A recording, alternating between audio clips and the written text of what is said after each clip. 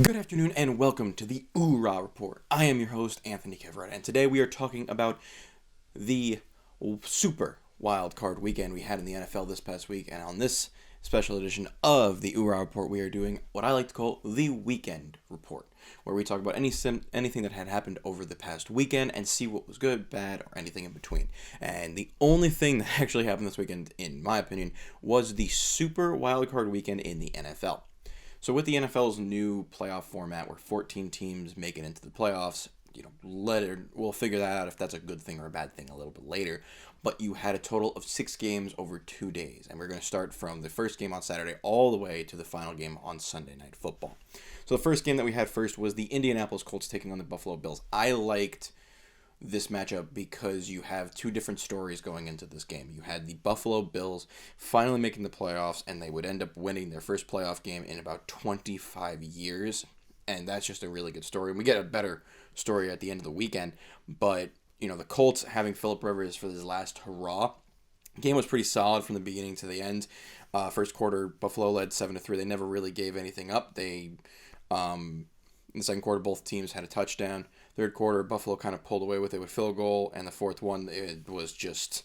But Indy did come back, but at the end of the day, it was 27-24 for the Buffalo Bills. And I like the Bills going into their next matchup, but I would like to see... We'll get to the next matchups in our previews for that. But solid game all around, and for the first playoff victory for Buffalo in 25 years, I do have to say I really did enjoy the game. Really like the back and forth for Phillip Rivers at the end of this, and where do the Colts go from here? I think Rivers is done at this point. I don't really see him coming back for another season, and I think the Colts will now start to transition and see what they can do, if they can go out and get another quarterback, or if possibly they just call it quits and start for another fresh rebuild. But I don't necessarily see that happen for the Bills.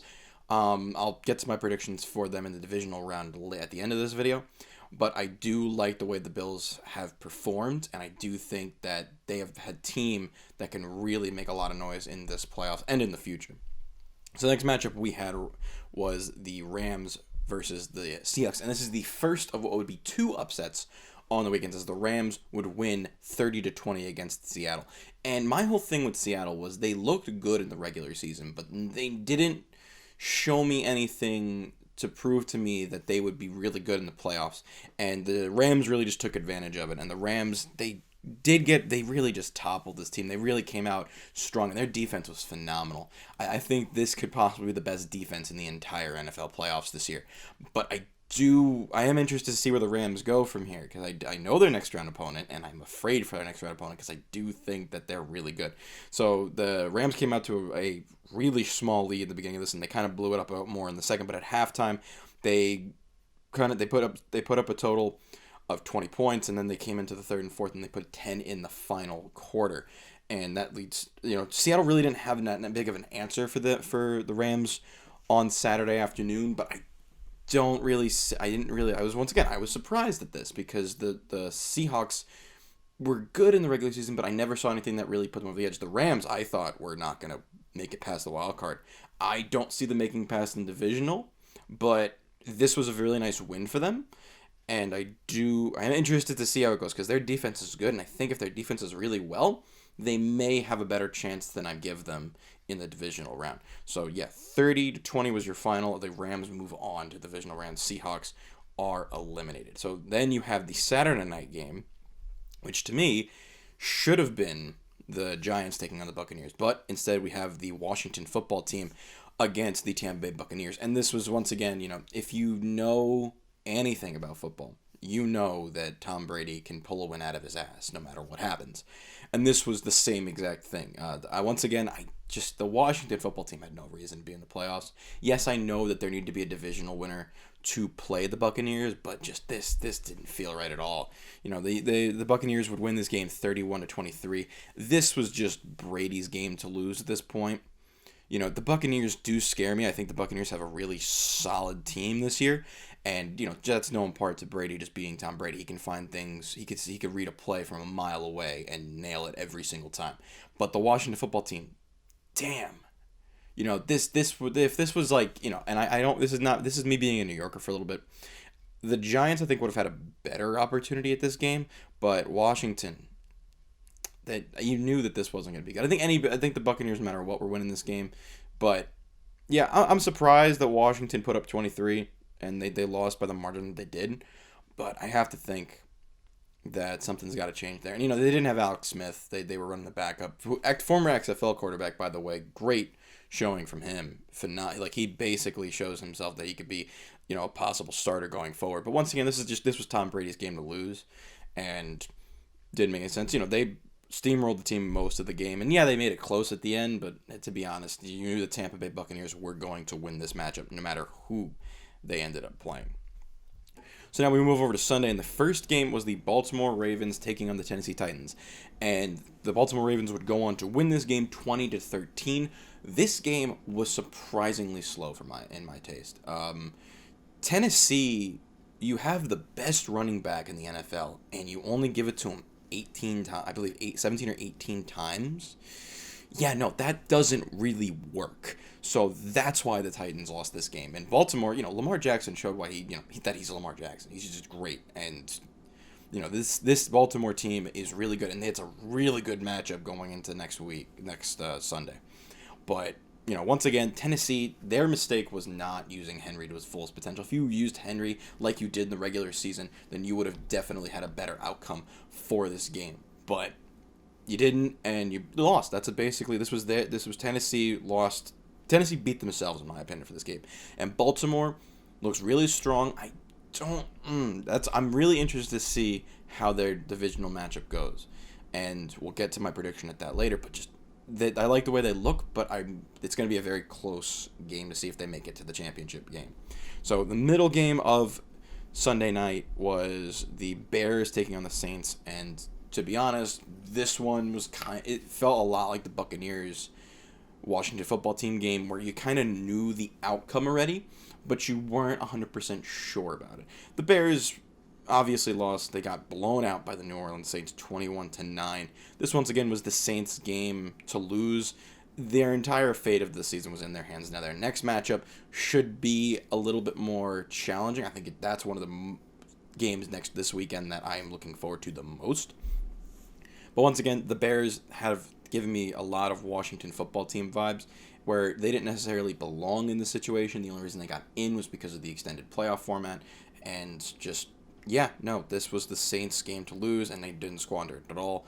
And I'm very interested to see when they play next week. So now, Sunday Night Football, and this was, oh boy. If you have never seen anything from this channel, take it from me. This channel gives you very direct content. And I'm going to say one thing for this entire episode to just be as direct as possible. Wow.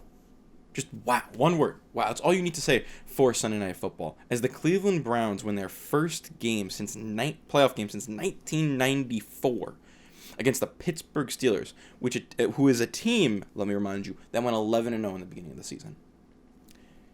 That's a problem. They were 7-1 at home. And the Browns haven't won a playoff game on the road since 1969. Wow. And this wasn't even I watched this entire game from beginning to end.